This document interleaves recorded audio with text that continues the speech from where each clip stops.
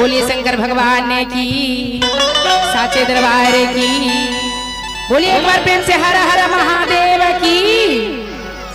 कहना है भैया कि अपने ही हाथ गुरुजी अरे सीटी बनावला हो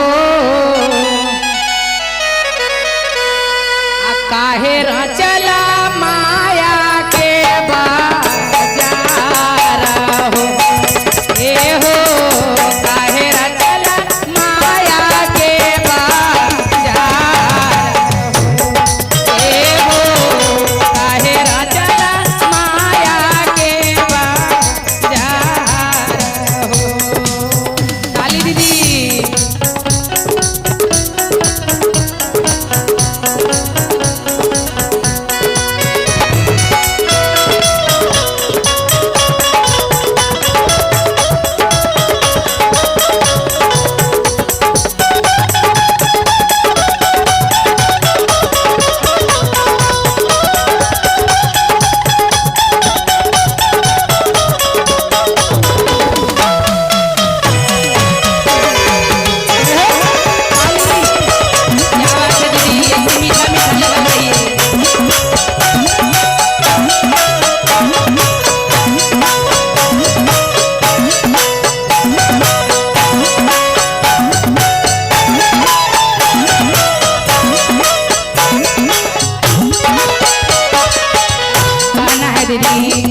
हो के महालया तारी घोड़ा और हाथी हो हो के महालया तारी घोड़ा और हाथी हो हो के उड़े के जा हो हो के उड़े के जा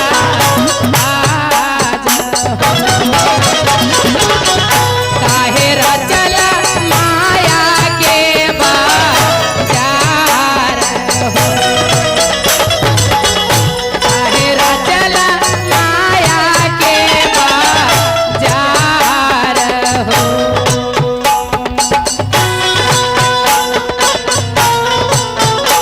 हरी बोलो दीदी ताली लगा के झूम के।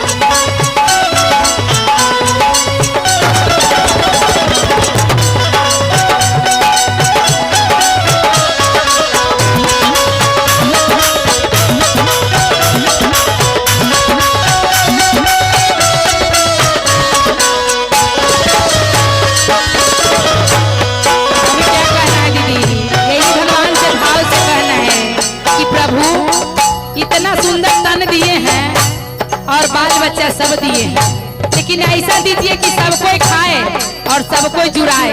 कहना है भगवान से केहू के धना मा दौलतावा छापनो भोजाना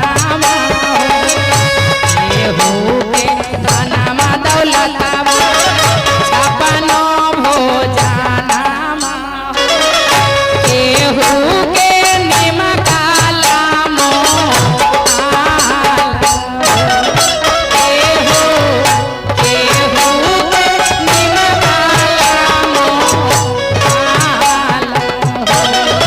Hey